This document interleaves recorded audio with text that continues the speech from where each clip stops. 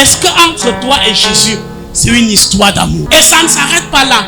Lorsque Lazare va revenir à la vie, maintenant ça sera au tour de Jésus de mourir. Oh, regardez auquel point Marie aime Jésus. Au chapitre 20 de Jean, la Bible va dire, tôt le matin, dimanche matin, comme ce dimanche-ci, elle va aller avec d'autres femmes à la tombe pour chercher Jésus.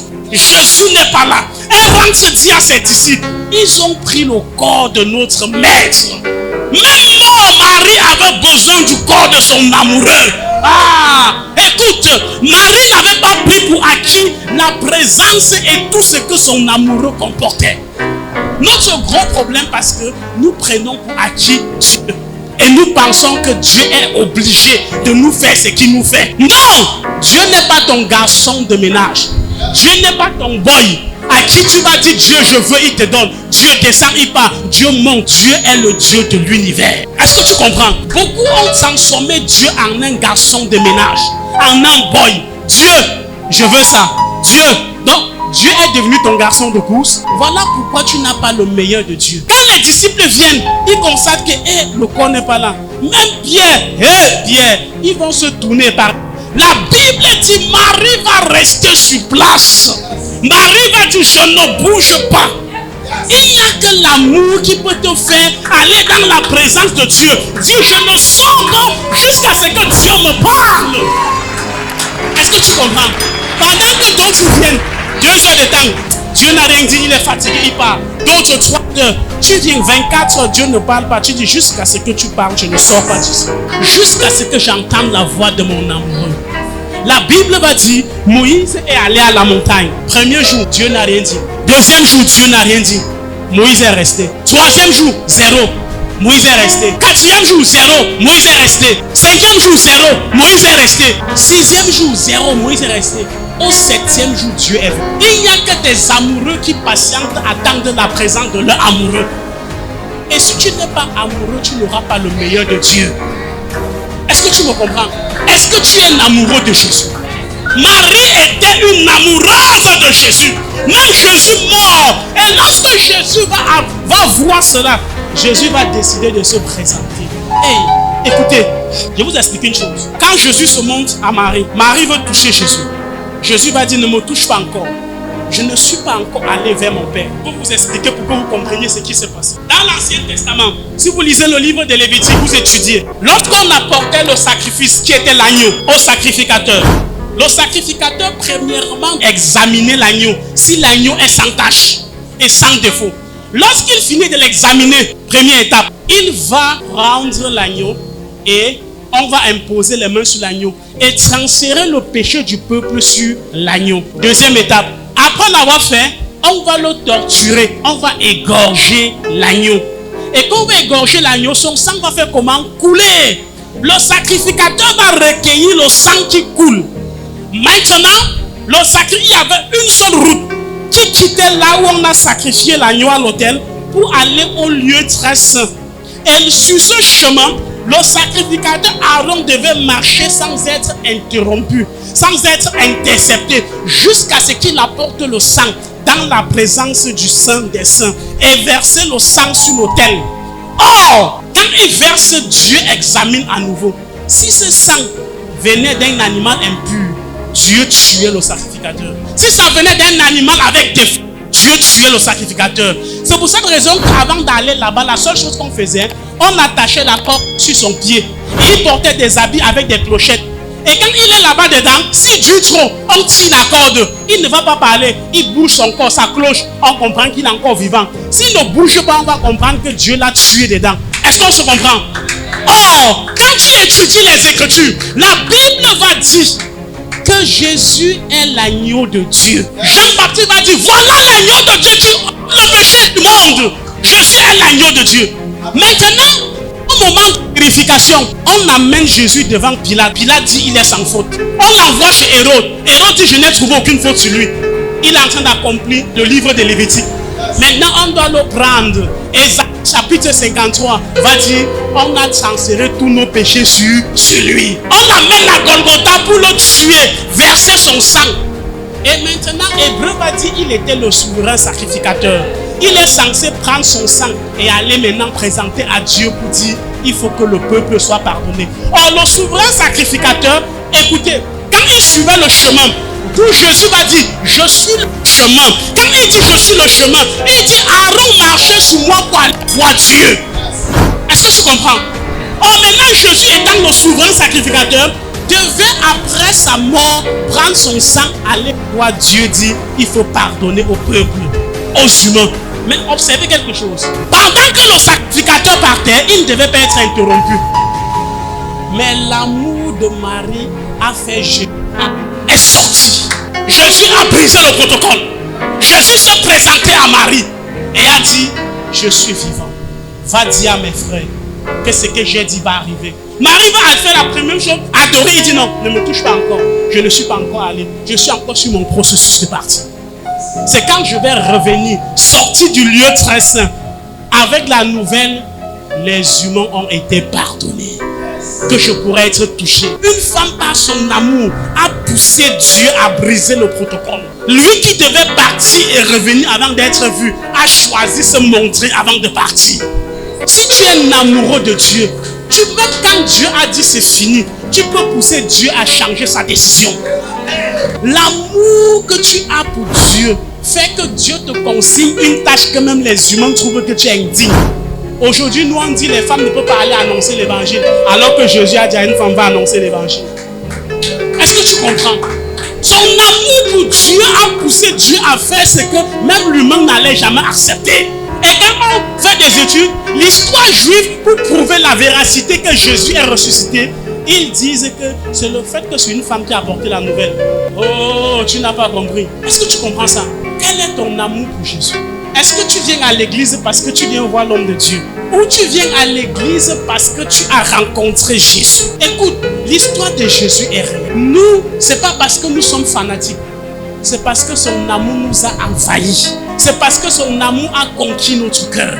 C'est que son amour nous a remplis. Son amour, oh, lorsque tu es amoureux, tu es prêt de faire de folie. Tu es même prêt de mourir pour ton amoureux. Est-ce que tu comprends? La question c'est, est-ce que tu es amoureuse de Jésus? Voilà un exemple. Histoire d'amour qui est partie de ses péchés ont été pardonnés. Est-ce que tes péchés sont pardonnés? Quand tes péchés ne sont pas pardonnés, c'est normal. Ce que je dis là peut paraître dans tes oreilles comme du charabia. Mais quand tu es comme les moussis, que tu sais que tes péchés t'ont été pardonnés. Et que toute une famille t'a détesté. Et que Dieu t'a dit, tes péchés te sont pardonnés. Désormais, je t'appelle fils. Tu es mon fils bien-aimé. Je t'ai engendré aujourd'hui. Tu es mon ambassadeur. À ce moment, tu marches avec assurance. Tu dis, oh, écoutez, le roi David, beaucoup ne comprennent pas pourquoi il pouvait se vanter. On vient dans la maison de son père. On dit qu'on veut un roi. Apporte des enfants. Il est indigne d'être présenté comme enfant. On présente les enfants sauf lui. C'est quand personne n'est choisi. On dit, mais tu n'as plus d'enfants. Tu dis, hey, il était moins que rien. C'est pour cette raison que dans Somme, il va dire, si mon père et ma mère m'abandonnent, Dieu ne m'abandonne pas. Donc, pour dire, mes parents m'avaient déjà oublié. On dit la royauté. Mes parents m'oublient, mais c'est je choisis. Est-ce que tu comprends ça? C'est lorsque les hommes te rejettent que Dieu met son choix sur toi. Afin que tu puisses comprendre que tu ne mérites pas cet amour. Tu ne mérites pas le choix de Dieu. Le choix de Dieu a pour but de réveiller l'amour de Dieu en toi. Afin que tu puisses être un modèle. Est-ce que tu comprends? Question pour ce soir. Est-ce que tu es un amoureux de Jésus? Est-ce que tu es un amoureux de Jésus? Est-ce que tu aimes Jésus passionnément? Est-ce que tu aimes passer du temps avec Jésus? La dernière fois que tu t'es enfermé 5 heures du temps avec Jésus, seul vous deux, c'était quand? Dans le monde.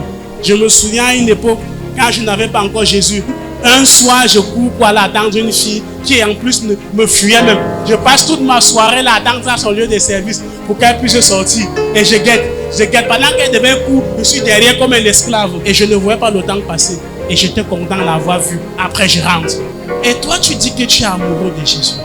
La dernière fois, tu as pris les clés, allé quelque part t'enfermer. Dis, je passe 5 heures avec mon amoureux.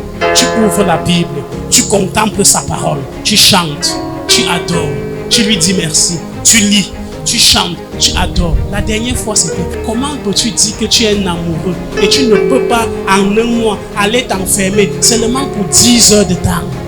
T'as dit tu choisis un samedi. Quand les gens partent à d'autres occupations, tu dis le matin j'entre à 8 heures, je reçois à 18 heures. Ça fait 10 heures de temps. Tu es seulement avec Jésus à 2. Voilà la preuve que tu aimes Jésus. Voilà la preuve que tu aimes Jésus. Mais si toute une année passe, même pas une journée, tu t'enfermes seul avec Jésus, ne te séduis pas, tu n'es pas amoureux de Jésus. Les amoureux de Jésus font comme Marie, vont passer du temps au pied de Jésus. La dernière fois que tu as passé du temps au pied de Jésus, c'était quand tu le contemples. Tu dis Seigneur, tu es vrai. Je t'aime. I love you. Yo te quiero. Bâton dis-moi. Est-ce que tu as dit ça à Jésus quand? Ou t'as pas? Ça se résume seulement à venir à l'église. Le pasteur prêche et prie pour toi, tu dis Amen. Regarde un peu tes sujets de prière. Chaque matin, Seigneur, bénis ma famille. Seigneur, protège-nous. Seigneur, veille sur nous. C'est pas mauvais, hein? Mais la dernière fois, tu as dit Seigneur, donne-moi de gagner des âmes. Seigneur, je veux le réveil. Seigneur, gagne mes voisins.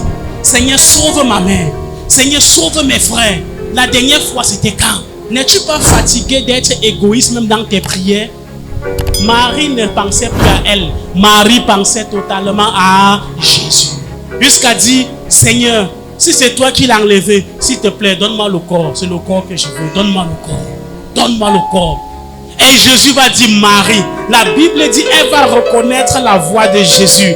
Elle va se tourner avec révérence, avec amour. Elle va dire, Rabouni. Écoute. Elle ne dit plus maître. Elle change de ton. Elle revient en dialecte. Les mamans peuvent comprendre ça. Avec le petit nom qu'elle donne à papa qui est leur chéri. Elle dit Rabouni.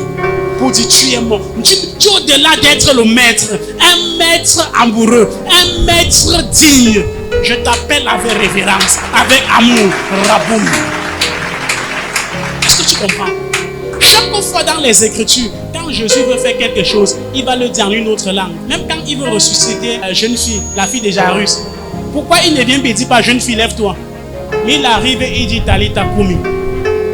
Pourquoi à la croix, au lieu de dire mon Dieu, pourquoi m'as-tu abandonné? Il ne dit pas ça. Il dit Élie, Élie, Élie, là-bas Sabatani.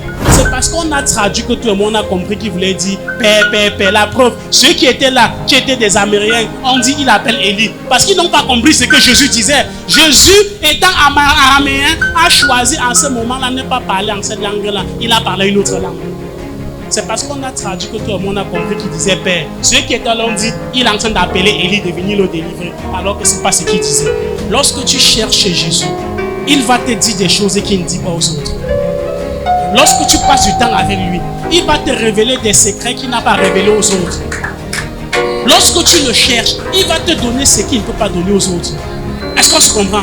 Si tu fais de Dieu ta priorité, tu vas devenir l'intérêt du ciel. Tu as saisi ça? Hein? Si tu fais de Dieu ta priorité, tu deviendras l'intérêt du ciel. Un amoureux de Jésus cherche à parler de Jésus aux autres. Aujourd'hui, quand les filles sont amoureuses, va regarder leur statut. Va sur leur Facebook. Elle passe autant à poster. Mais toi, tu dis tu es amoureuse de Jésus. Si on passe sur ton statut, on ne va jamais voir Jésus. On passe sur ton Facebook, on n'entendra jamais parler de Jésus. On va voir des énormités, des saletés que tu publies. Alors que c'est l'occasion. Un jour, j'ai écrit sur Facebook, honte à tous ceux qui se disent chrétiens. Au lieu d'utiliser Facebook pour annoncer la parole de Dieu, ils utilisent Facebook pour raconter des bêtises. Quand je passe sur Facebook, c'est pour annoncer la parole de Dieu. Je parle de mon époux. Je parle de mon amoureux. Le monde doit entendre parler de lui. Tu viens sur mon statut. Tu dois lire une parole qui doit t'encourager. Qui doit te faire savoir que Jésus est réel.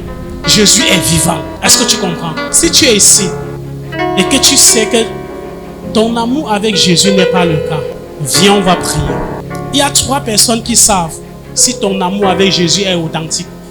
Il y a toi, il y a Dieu, il y a Satan. Donc tu peux nous tromper. Nous ne sommes que des hommes. Mais tu ne peux pas tromper Dieu. Tu ne peux pas tromper Satan. Tu ne peux pas te tromper toi-même. Est-ce que tu comprends? Jésus viendra chercher des amoureux. Pas chercher ceux qui partent à l'église. Excusez-moi. Jésus ne viendra pas chercher ceux qui partent à l'église. Jésus vient chercher quoi? Les amoureux. Si tu es amoureux de Jésus, Jésus viendra pour toi. Mais si tu n'es pas amoureux de Jésus, tu es seulement ce que nous les anglophones on dit church goer, c'est-à-dire ceux qui partent à l'église. Tu seras étonné, tu seras laissé pendant qu'on est en train de partir. Nous irons fêter le vrai Ndolo avec Jésus. À ce moment-là, tu vas comprendre que Satan n'a jamais aimé la terre. Il va vous montrer le feu. Pendant que nous, on est en train de jouir la présence immédiate de Dieu. Alors, si tu es là et tu sais que si Jésus sonnait maintenant, tu n'es pas de ceux qui doivent monter au mariage. Viens, on va prier. N'aie pas honte. Le ciel est individuel. Le ciel n'est pas collectif.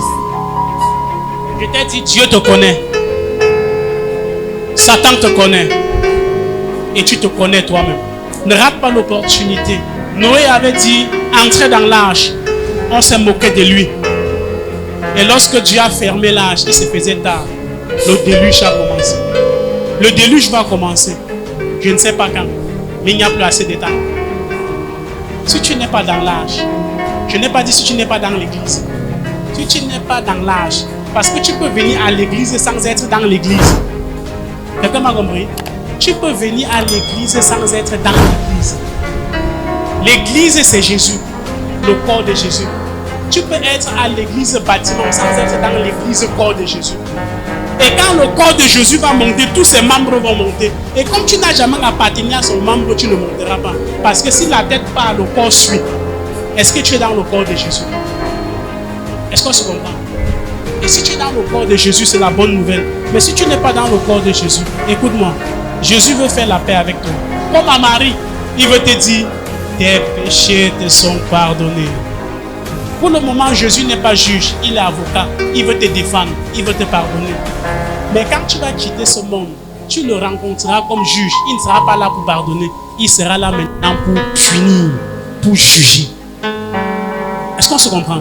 Alors, pour une dernière fois, Jésus t'attend. Jésus est très sérieux, il t'attend. Jésus te connaît. Ça pourrait être la dernière fois que tu écoutes ceci. Ne loupe pas l'occasion. Pendant qu'on peut être en train de parler ainsi, la trompette peut sonner. Nous on quitte ce monde. On part chez nous. Parce que le vrai chez nous, c'est là-haut. Ici, nous sommes passagers. Tout le monde est passager. Un jour, pendant qu'on nous soit en train d'aller dans la félicité, il y a d'autres qui iront dans le tourment éternel. Mais Jésus n'est pas venu pour que les hommes aillent dans le tourment. Il est venu pour que les hommes aillent dans la félicité de Dieu. Jésus veut qu'on aille ensemble dans sa félicité. Jésus ne veut pas te laisser ici. Jésus ne veut pas te laisser. Jésus ne veut pas te laisser. Est-ce que tu me comprends? Est-ce que tu peux commencer à parler à Dieu? Parle à Dieu. Parle à Dieu. Parle à Dieu. Parle dans ton cœur, il t'écoute. Parle-lui. L'un des signes que Dieu t'a pardonné, tu vas ressentir la paix et tu vas inonder ton cœur. J'ai eu à ressentir cela. Je sais de quoi je parle. C'est le signe de ceux qui ont reçu le pardon. La Bible dit heureux ceux dont les péchés ont été pardonnés. Heureux ceux dont les péchés ont été pardonnés. Heureux, heureux, heureux. Oui, nous sommes heureux. Pas parce que nous méritions, mais parce que le sang de Jésus nous a lavés. Suivez les programmes du ministère du Salut en continu sur nos plateformes Facebook et YouTube. N'oubliez surtout pas de liker et partager.